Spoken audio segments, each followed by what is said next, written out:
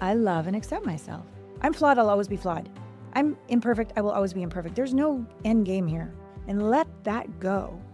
Instead of trying to fix my flawed parts, judge my flawed parts. There's this ability to be with this part of me without the agenda to change it. That's a game changer. Welcome to Bridging Connections podcast. So honored. Oh my God. You've been on Men This Way, but Yes. you've never been on Bridging Connections. I know. So, wow, welcome. Well, I'm so glad to have you, Miss Allana Pratt, old friend of mine. Mm-hmm. It's been, I don't know, Decade? 15 years? 15? Something like 15 that? years? Yeah. Something like Yeah, that. it's been a long time. Well, let me introduce you to our listeners who are new to the Bridging Connections, formerly known as Men This Way podcast. Allana Pratt, intimacy expert, is a global media personality and go-to authority for those ready to heal heartbreak, live unapologetically, and attract a soul-shaking relationship. Soul-shaking. Oh, those are good words. Ivy League grad. Which one? Which school? Columbia. Author of 6 books, has interviewed Whoopi Goldberg, Alanis Morissette, and Nassim Haramein. 2 of those 3, by the way, I've had my own interactions with. Stunning. For stories for another time. And she hosts the edgy podcast, Intimate Conversations, where listeners learn how to become the one to find the one which awakens the one. I like that. Poetic. Certified master coach with over 5.6 million viewers on YouTube. And let me say this, when I was first introduced to you, it was by, I think, our friends Mark and Shannon. Is that who The introduced coaches, I think it was them who, I think so, years and years ago, who us? Yes, said, and so long ago, I can't remember how we met. I think it was them who said, you ought to connect with Allana Pratt. She lives down near you in LA. Yeah. And I remember going to your YouTube channel and just instantly, I felt like I smiled. Aww. You You've just never have told that me effect. Aw. I was like, oh, wow, she just feels good. She just lovely being. I could just tell immediately. Thank you, brother. So for our listeners, go enjoy Allana's YouTube channel. And I mean, you're just incredible in a million other ways. And as your bio will point out. Screw the rest of the bio. Screw the rest of the bio. She's amazing. Glad you're here. Welcome to Bridging Connections. Thank you. So, as I've been formulating what is Bridging Connections about, Yeah. I want to share with you where it came from, just briefly. Please. So in my work with men, we have these, when I do this year-long program for men, where we dive deep for Elevate. years. It's called Elevate, a small men's group experience. Yeah. And we have this thing called the 12 agreements, right? These commitments that we sign up to be a stand for through the years, a foundation for creating a safe and dangerous brotherhood. And one of those agreements is we are willing to reveal what is hidden to bridge connection. Nice. Right? And that's what kind of popped the name of the podcast for us. Yeah. So I'm just curious, right? Because bridging connections implies that there's a gap of sorts, that we're trying to bridge, whether it's ideas or, I don't know, close loops or make some kind of connection that doesn't previously exist, right? You know, it's like that old, I think people in our industry, a lot of times what we're doing is it's like the medicine we need is what we're feeding to the world. Yeah. Or we needed Yes. is what we're now giving back to the world. Totally. So I'm just curious, in that spirit Yeah. of bridging connections, what I don't know if gap is the right word, but what would you say at the core of your work? What is the bridge that you're building through your work? The gap, we could say, that you bridge, in your work. A lot of people come to me lonely, and they can even have company, but they still feel lonely. Yeah. Or they can be in a relationship and have company in their bed for 20 years and still be lonely because they're not connected. Yeah.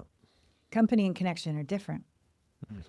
And my experience is, from my own life, is it's not outside in. Oh, I'll get married to this one. I'll get married to this one. Right. No, it's the only one in common is me. Yeah. And so this outside in hasn't been working very well for me. And when I go inside, I go, oh, that's the one I'm not connected to. This one. Because I really like this part of her. But don't let anybody know about that part of her. And let's stay 3 steps ahead so we can be safe and get love, get approval, get whatever I need to get so I feel safe on the inside, which of course pushes away connection. So the depth of my work is going, okay, whether you're single or in relationship, I work with men, women, and couples. So because it's we level the playing field one level deeper, which is intimacy with self. Into me, I see. And where are we not connected? And not let's figure out why. We're all bloody smart and listen to podcasts like this all the time and read amazing books like your book, etc. And my books. But it's the feeling. It's the feeling they don't want to have. It's the feeling we haven't been taught how to feel all the way through to integration. And so that's what I needed to learn.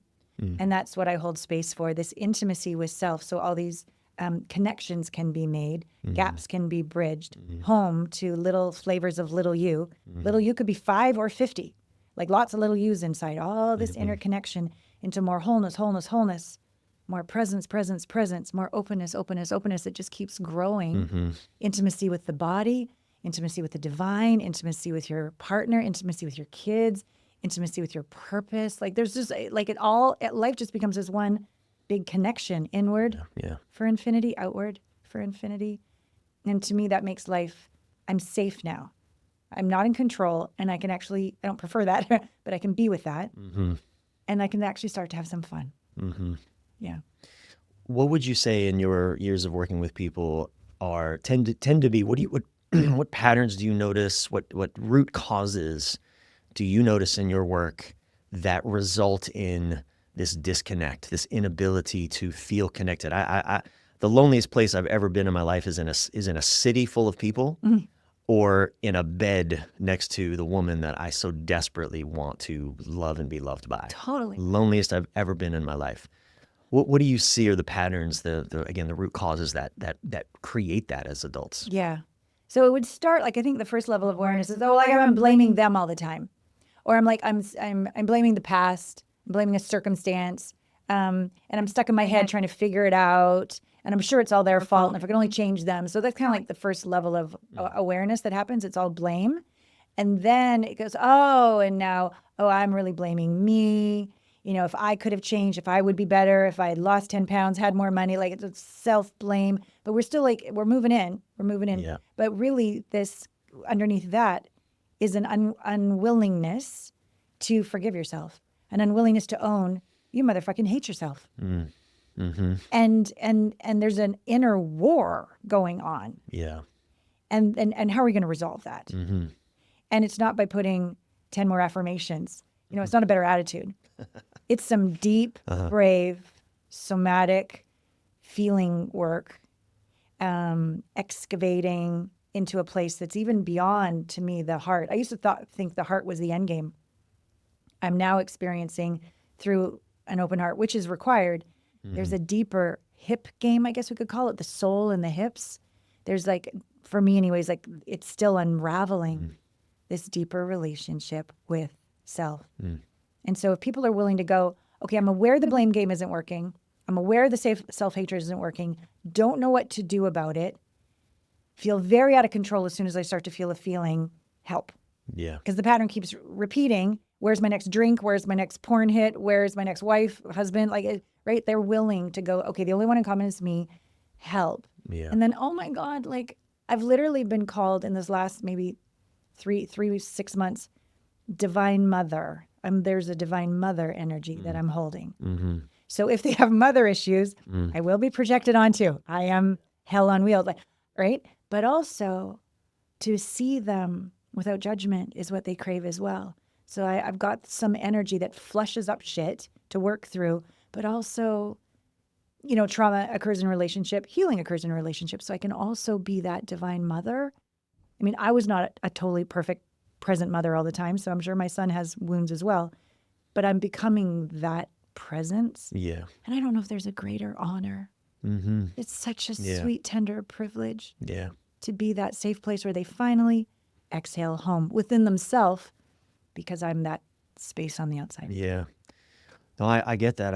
Again, because I've been working really exclusively with men for the past few years, we've talked about this. Men put dad energy on me. Right. I become dad, even to men in their 60s. Oh, no. I have clients in their 70s. Yeah. It's fascinating. And I think it really reveals the longing that we have as a people to be nurtured, to be cared for and comforted with something that so few of our actual parents were able to do. Yeah. And it is a sacred role to play, and also to be careful to not take too serious and to not, because all the projections, I mean, the good and the bad, all that Oh stuff. my God, the projections. That's my edge right now. Can I be fully projected onto and still stay centered? Right. It hurts. Of course. Yeah. But it's so beautiful. Yeah, I really get that, how sacred and precious that an experience that can be. You said something about that kind of self-hatred of sorts, the self-loathing. And, I wrote in my first book, Tell the Truth, Let the Peace Fall Where It May. I wrote 10 drafts of that book over 3 years. I deleted whole chapters, paragraphs, like so much of the book changed in over 10 drafts. The first sentence never changed. Which was? If I tell you who I really am, you won't love me. Yeah.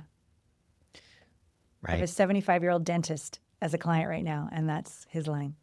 It's fascinating. Yeah. How many, and again, I'll keep saying this, coming back to it, because I think a lot of people don't think men think this way. Men, because we want to look good, we want to look confident, we want to look like we got our shit handled. Yeah. Oh my God, how men are carrying a self-loathing. Oh, yes. Is rampant. Yes. It is rampant. Well, the suicides will let you know that, right? The statistics. That's right. Yeah, definitely. Yeah, men are just, carrying a sense of failure that is overwhelming. But we put on lots of good shows. I'm curious, so what does that look like for women? Again, men will puff up our chests and look like we got shit figured out when we don't. Well, I'm curious, what does that look like? Obviously, nothing applies to everybody, but in general, patterns. What does that look like for women? Oh my God, do we have 3 hours? Like, there's so many ways. How can we hate each other? Well, no one's ever thin enough. No one's ever young enough or rich enough. Or if you're a stay-at-home mom, you're wrong. Or you're a working mom, you're wrong. Like, you just can't get it right no matter what you choose. So you're screwed. You're basically screwed. Yeah. So, and then you add some, flavor to the sauce and have some competition between women as well. Mm-hmm. And then you come from all of that will create a sense of urgency, lack, fear. So then, you compete for clients, you compete for the men, you compete with each other. It's just it's a shit show until you realize, oh, wait a minute. I need to know that I'm this beautiful flower and she's a beautiful flower and we're different flowers in this beautiful garden and there's no competition. Requires so much integration of letting go of what society says about your body, what they say about whether you should work or have kids or do any of this. All of this has to go. And you have to really start to discover your own value for your own, your own unique gift here. And just a short story, last weekend, 2 weekends ago, I do these psychedelic somatic integrations. They become genius is kind of a strong word, but when you do apprentice, craftsman, and then mastery for long enough, it becomes your genius. And the space I'm able to hold with people is, again, as I said, just a distinct privilege. And this woman, very beautiful, 3 children, marriage of 30 years, and yet not in her body, and on antidepressants for 40 of those 50 years. Yeah, wow. So when she first started working with me, I'm not a doctor and I can't advise, but I said, I can only get so far in. And then I hit this barrier where you can't feel even the elations of dopamine when you work out. It won't even let you feel that. Yeah. And it won't let you feel the pain all the way through to integration. And it won't let you, even root down into your worthy. Like, it says there was like this numb ceiling and basement, like I couldn't get past. Yeah. So she's like, well, my doctor would really like me to come off these things. I'm like, yeah. So we weaned her off. She had a horrendous detox experience. But in our third of 3 of these PSIs, we were able to use the medicine because she was off her medication. And we met the self-hatred. And there's this thing that's happening. There's different, I guess we'll call them multidimensional capacities. These tones come through now when they're really in an intense level 2 level of trauma. These sounds, longer than my breath, they just go on. It comes through me. It's the weirdest thing. And I tell them I'm going to do it because it's a little weird. And I can hear it, and then I do it, and they're really high. I couldn't even do them again if I wanted to. and it breaks up the energy. It helps the autonomic nervous system come back. That's one capacity. Another capacity is I'll see an area in their body and I can see there's energy held there. And I'll say, tell me what you're holding there. And then all of a sudden I get all the visions of things that I ought not to know. And I got a vision of her coming close to taking her life. Like if I take this amount of alcohol and this amount of sleeping medication, the chances of me waking up are less. And I was shown this scene. So we're in her PSI and her hands are doing this. And I said, your hands want to hurt yourself, don't they? And she started screaming at me. Fuck you. How dare you know that? You're so divine. I hate you. I love you. Sob, sob, sob. Because she didn't know where to express her self-hatred. And I said, you do cha-cha-cha, don't you, at night? She's like, yes, how did you know? I said, the divine is telling me, can we go to that moment and feel? And then she said, how much I don't want to be here, how much I failed my children, how I've failed my husband, I've failed being a woman, I don't even have any good girl. Like she just went through all the reasons why she's not good enough and she hates herself. And I said, let's feel that. Let's feel that. And the sobs, Bryan, the sobs. But then on the other side of that, being witnessed, being loved through that, being honored through that, everything got back to zero. It got back to being back in her body. And really, we got all the way to her dad wanting her to be aborted. It was all the way back to then, right? I'm not wanted. Right? And in these moments, we can reset. And I can say as the divine mother, I want you. You're intended to be here. I desire your genius, your light. I care about you. Right? And these moments are extraordinary. But there's a lot of pressure and hatred that we hold against ourselves. As well. Wow. There's a number of things that came up for me as you were sharing. The first one is my father he was a naturopathic doctor, and he would work on people's lymphatic systems. He would touch their body, like lymphatic massage was one of the things that he would do. And he told me, this was 30 years ago. He would tell me how, like, at times he would just touch someone, like on their shoulder or somewhere, and they would just sob. Cry would just erupt out of them. Wow. And he's the first person that opened my eyes to how the body stores memories, traumas, wounds, pains, and we're completely unconscious of it. And I think one of the things that I also really find profound about doing medicine journeys, I work with psilocybin, is how it connects me to my body in a way that it's hard for me to connect otherwise, honestly. As a man, the body kind of has to be in pain for me to notice it.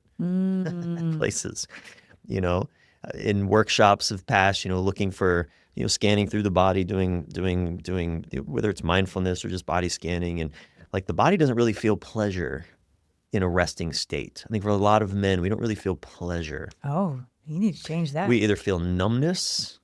Well, that's because you're not there. Or pain. Which is an unprocessed emotion. Right. Or just we don't feel anything. There's this, and I think, again, this is emblematic then of what happens for a lot of men, even in relationships. We get into relationships and we feel good at first because of all the hormones and all the things flowing. And then for a lot of men, I think, again, either numbness starts to set in or pain. We notice where it hurts. This is fascinating because this work I've done, is it okay if I read it? Please, let's go. Yeah. Because I guess it was maybe 4 years ago when I started this psychedelic somatic integration work for myself. And then now I've been leading it for about 1.5 years with my clients. Numb is level 4 disassociation. Calm fakey face is level 4 disassociation. Level 3 coming back in, hopelessness. What's the point? Heaviness. Not go get him, provider, protector. What do we do? Disassociate again. And if we get anywhere near after the hopelessness and the what's the point, we start getting towards level 2. The pain is actually where the held unintegrated emotion is. And so if we don't understand that the pain is an indication of please feel me what I went through when you disassociated because you did that just to survive. Good for you. Right. You had to. You had no choice. Not a bad thing. Yeah. But if we're going to integrate, we have to go not label the pain cognitively, but go, hey, what's held there in the pain, the tension, the nauseousness, whatever. And as we get trained, which I got trained in, and now I train my clients, instead of there's pain, end of story, pop a pill, what's held there?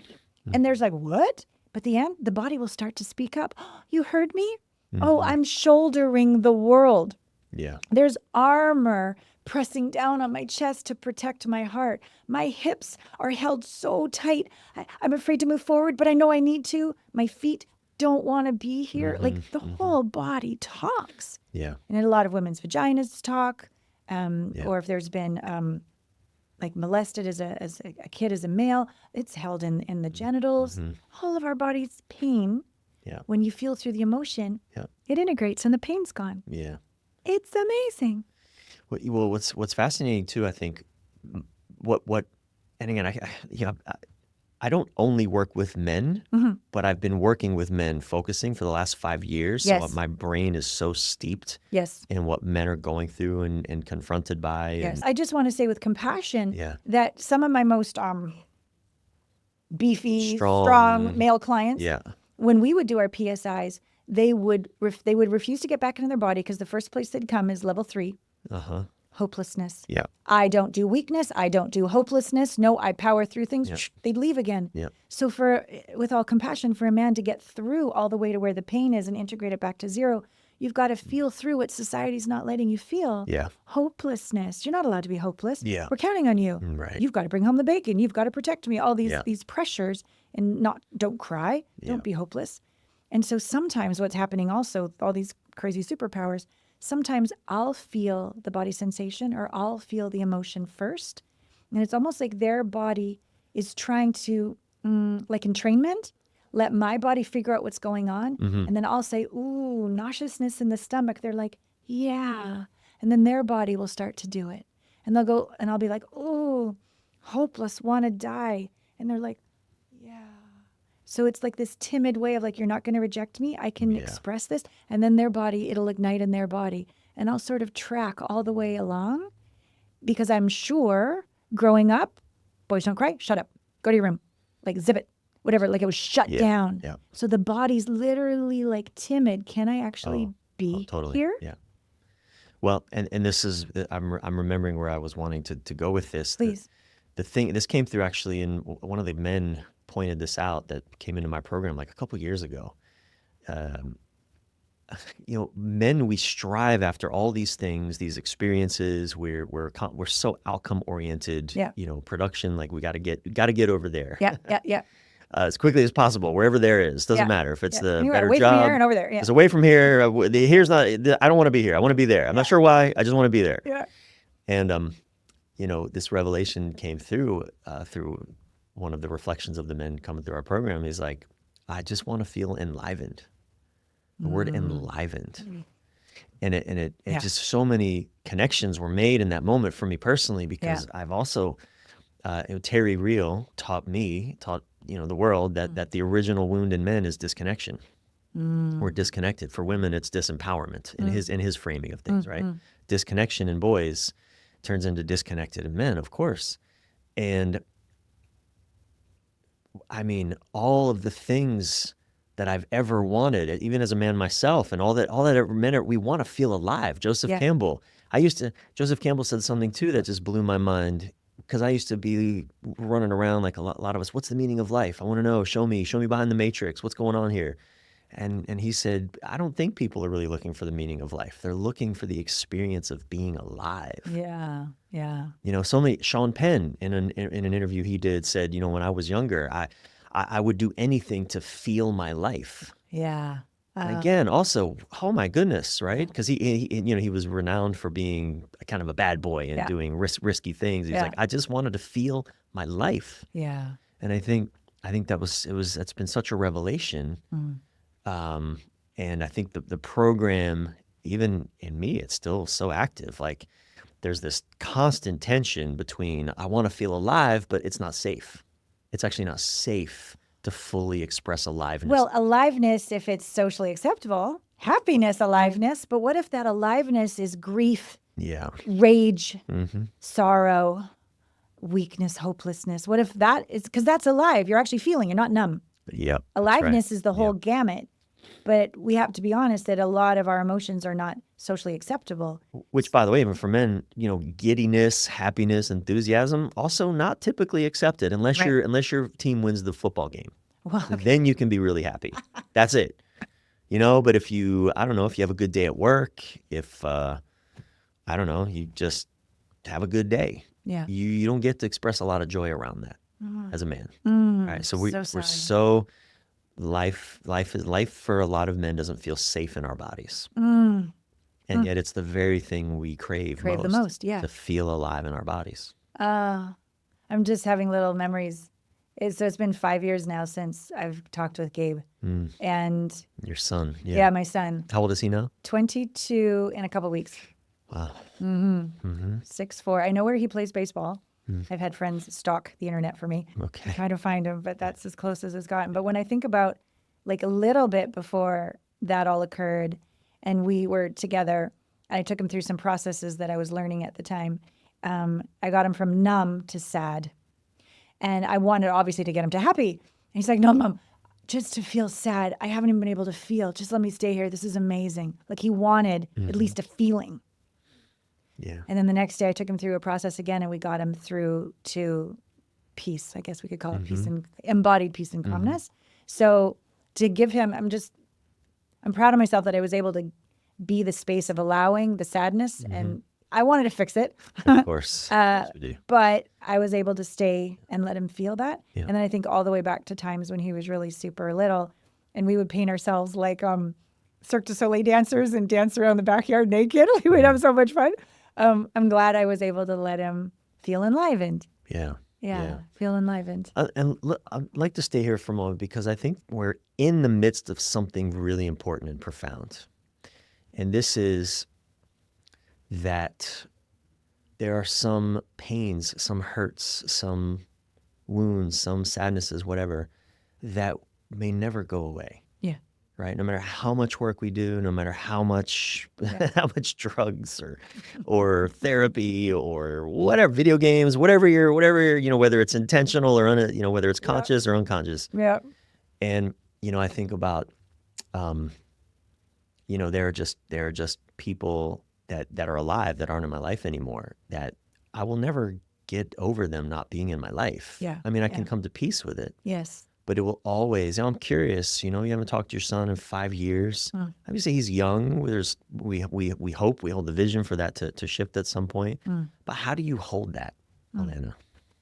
Well, I in a lot of ways, if someone hasn't experienced that, so we can only listen, my experiences, we can only listen as deep as we've experienced that in life. Like if somebody is sad, but we've never experienced sadness, it's very uncomfortable. So just make them stop, right? So a lot of parents who have their children can't imagine 5 days, let alone 5 months, let alone 5 years. Yeah. So they'll say things like, oh, he'll call, it'll be fine. Right. They just brush it off. Yeah. And so I've now started to do that proactively. Like, oh, if they say, oh, I'm so sorry. I'm like, oh, it's fine. He'll call at some point. Because what's even worse is to like vulnerably open up of really how lonely it is and torturous it is, and them shut me down or say something that hurts more. So so I hold it kind of close to my chest. Yeah. But just literally in this last month, I'm in town for John Wineland's training. Yeah. The last month our assignment was making art out of pain. Yeah. And he's with Claire has earned the right to know exactly what the fuck making art from pain is. The death of his daughter. And so he gave me the assignment of doing my first podcast of this season, season 13, to Gabriel as my assignment. Yeah. Wow. And Bryan, it cracked through. There's the energy of like, he knows this, has walked this, is embodied this. So when he gives that assignment, it's not just like an assignment, it's a transmission. Yeah. He knows what's going to crack me open. Yeah. And he's been on my podcast several times as well. Yeah. So that's what I did. Wow. I sat down. I've done 5 takes. The first take was 90 seconds. And I was just like blubbering like that. Okay, stop, try again. Yeah. Which I was going to throw away. But I shared these 5 things with my staff going, here's the assignment from my teacher. We don't have to do it. but we're going to do the practice of it, and we're going to see where we get to. Yeah. But my staff said, Allana, those 90 seconds were profound. Yeah. Because that's you suppressed for 5 years. Yeah, right. Yeah. So then part 2 or take 2 was 25 minutes or so. And I let it was like Niagara Falls came out. I was a sobbing, rageful, apologetic, owning my shit, missing him. I was just a mess. I was in my pajamas, snot down my. It was real and raw, and I'm so proud of myself that I did it. It's a little fire hose for that to be the first communication he potentially could see. Yeah. So every single week I've done another take. So on the 5th take, I'm going to say, not that I'm ever there, but I was pretty integrated where I could sense the we in it. Yeah. I think the first couple rounds was the me. I needed to get it through me so I could be integrated and I could be present. Right. But that's how we raise from 3D to 4D to 5D. Like 3D is all about me. 4D is like I know my value and I know what I'm here, but it's quite combative. By the time you tip into 5D, it's win-win-win. You're not really out there. You're in my heart. Yeah. Like, yes, we know each other for 15 years and you're my brother, but like the essence of you is me and I am you and we are one. Like you get to that place where you can't make your soul can't make a decision without it being for the highest good of all. Not that it's the spiritual thing to do so everybody will think you're cool. No. That's still the ego in charge. Yeah. When the soul's in charge, you can't do something without it being for the highest good of all. So when my 5th take of this potential inaugural podcast for season 13, I didn't mention some things that I mentioned. Some really dark things that went down that I mentioned in take 2. Just so that it's better for the we. Better for the we. So if he sees it, it'll be raw. Yeah. But it'll also be honoring. So where I am right now, we still haven't pulled the trigger, is I'm going to use take 5, but I'm going to do little 10-second or 15-second snippets of everything.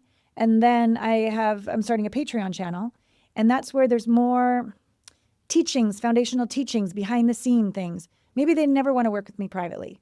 Maybe they never even want to do an online program. They just want to sort of dabble.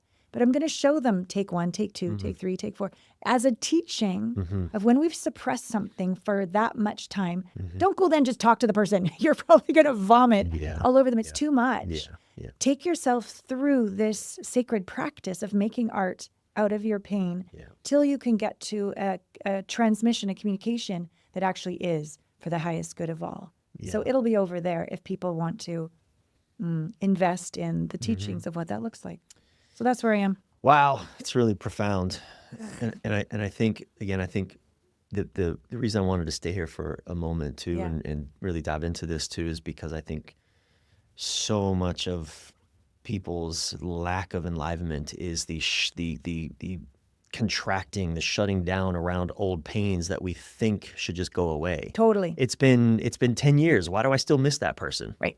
I should be over this. And so the unconscious, and yet the sadness, the pain that lives in the body because we've never moved it out. Yeah. And wow, that's a really profound assignment.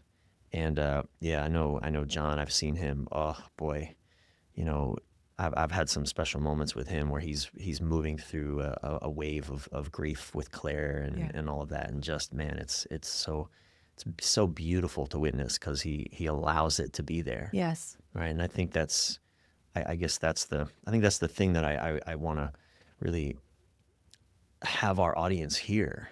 Right. That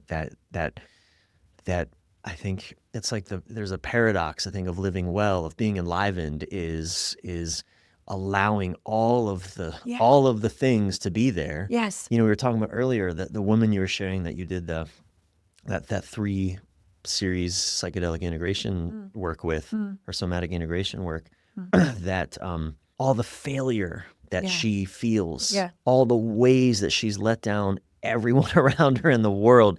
And again, this is so universal. So many people, live long enough. Yes. You'll let down everybody. You're going to let down absolutely everyone.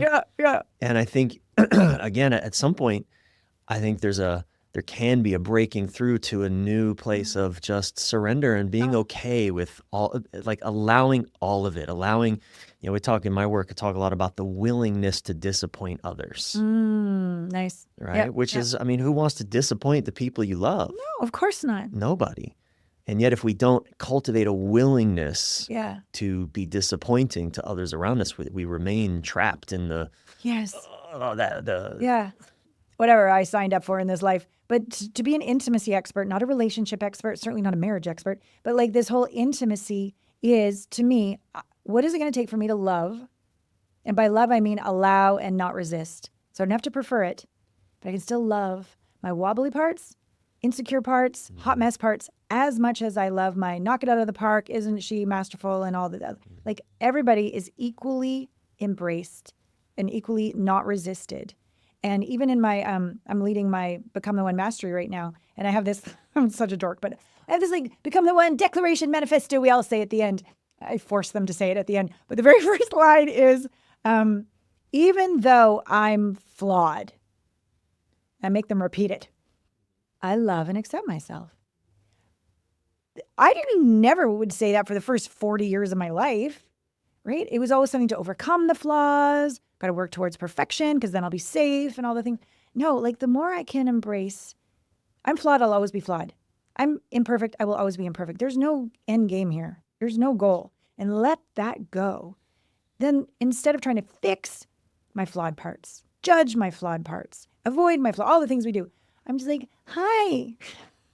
Hi, dorky. Hi, wobbly. Hi, insecure. Hi, oh, you messed that one up again. But hey, you showed up. Yeah. Right? Like there's this ability to be with this part of me without the agenda to change it. And that's a game changer. Like if you can imagine, my little you process is like the first in this 5-week or 7-week program that I'm learning or leading. So we go in and we imagine little yous in the heart. And it's in the back corner of the heart. And it's back turned. Because you've been so mean to it. Either avoided it or judged it, right? It's wrong. So it's already sad or ashamed or scared or whatever it is. And now it's shame from big you as well. And you go in and you apologize. You go, I thought that if I changed you, we'd be okay. I had no idea I was getting the opposite effect. Please forgive me. And then the other thing you do is you throw out the key. You don't get to leave.